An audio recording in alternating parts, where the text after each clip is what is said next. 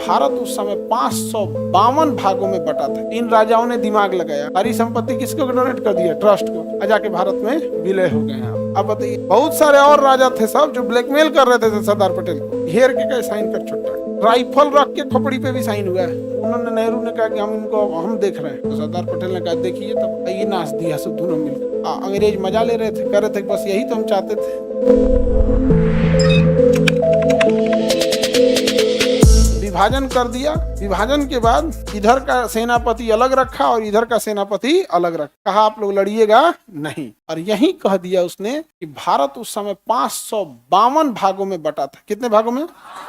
552 टुकड़ों में था। सरदार पटेल को इसकी जिम्मेदारी दी गई कि आप मिलिए, लेकिन अंग्रेजों ने एक जहर बो दिया था कि जिस राजा को भारत से बाहर रहना है वो भारत से बाहर रह सकता है। तो जब यहाँ से विभाजन हुआ तो जिन्ना ने तो अपना देश बना लिया, क्या चीज? पाकिस्तान। और जो उसके आइडियोलॉजी वाले थे वो उस पाकिस्तान के साथ चले गए। जो इंडिया के आइडियोलॉजी वाले थे वो इंडिया में आए। सरदार पटेल ने जैसे तैसे सबको मिलाया। कुछ राजा थे, जैसे राजस्थान के बहुत सारे राजा थे, उनका था कि भैया एक काम कीजिए, आपका महल जो होगा वो किसी राजा के पास अपना महल नहीं रह सकता है। स्पष्ट बता दिया सरदार पटेल ने। इन राजाओं ने दिमाग लगाया, क्या किया ना, एक ट्रस्ट बना दिया अपने नाम पर, और कहा कि ये सारी संपत्ति हम ट्रस्ट को डोनेट करते हैं। सारी संपत्ति किसको डोनेट कर दिया? ट्रस्ट को। आ जाके भारत में विलय हो गए यहाँ पे। अब बताइए, ट्रस्ट बने तो उस ट्रस्ट में इनके बेटा, बेटी, दादा, दादी, पत्नी, सब फैमिली ट्रस्ट हो गया। अब पूरा महल किसमें चला गया? ट्रस्ट में। तो डोनेट तो हम किसी को कर सकते हैं, तो ट्रस्ट हो गया, डोनेट किसको? जितना महल हो गया वो डोनेट हो गया किसको?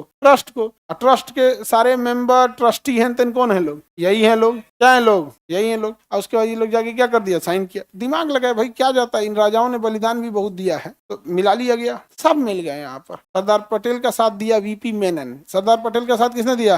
वीपी मेनन। सब लोग मिल गए। सरदार पटेल कई ठोके कनपट्टी पे बंदूक रख के विलय कराए। इंडिया पाकिस्तान के हैदराबाद वाले को तो आप जान रहे हैं, जूनागढ़ वाले को तो आप जान रहे हैं, हरि सिंह को आप जान रहे हैं, बहुत सारे और राजा थे सब जो ब्लैकमेल कर रहे थे सरदार पटेल को। सरदार पटेल बात करने के लिए बुलाए कि आप आइए, बैठ के हम बात करते हैं।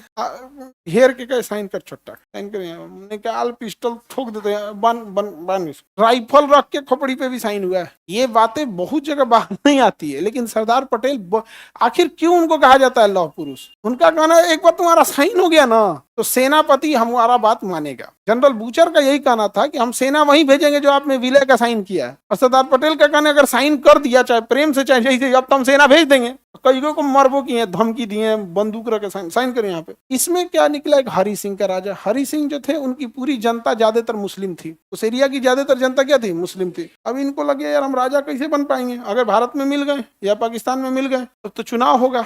चुनाव में तो कोई जरूरी थोड़ी हम नहीं जीते, राजा रहेंगे तो हो गया। पाकिस्तान में गए तो उनको लगा कि पाकिस्तान में जाएंगे तो वहां भी वही बात है, चुनाव कैसे जीतेंगे हम। इंडिया में रहेंगे तो उनको एक डर था कि अगर इंडिया में रहें तो कहीं ऐसा ना हो बगावत हो जाए। और उधर जिन्ना जहर बो रहा था। जिन्ना क्या हो रहा था? जहर बो रहा था। इस कंफ्यूजन में इंडिया जाएगी पाकिस्तान, इंडिया जाएगी पाकिस्तान, तो दिल्ली बुलाया गया इनको। तो ये जवाहरलाल नेहरू से अच्छा संबंध था। किसका? हरि सिंह का। इनका तंबू अलग लगा था, बाकी राजाओं के साथ नहीं लगा। सरदार पटेल, उन्होंने, नेहरू ने कहा कि हम देख रहे हैं, तो सरदार पटेल ने कहा देखिए तब ये नाच दिया सब दोनों मिलकर, जवाहरलाल नेहरू और हरि सिंह। यहाँ सरदार पटेल निपटा लिए रहते। सरदार पटेल ही सब टाइप के नहीं थे कि ये है वो है। यहाँ जानते, सबके सामने सेना लगा दिए सरदार, इस पे हैदराबाद पे सबके सामने सेना लगा दिए थे। नहीं लगा दिए थे तो सोचो ना, जिसको बंद चेंबर में मिलते होंगे उसका क्या करते होंगे। अब बाहर निकल के खूब अच्छा से, ठीक है आप बहुत बहुत धन्यवाद आपके मिले।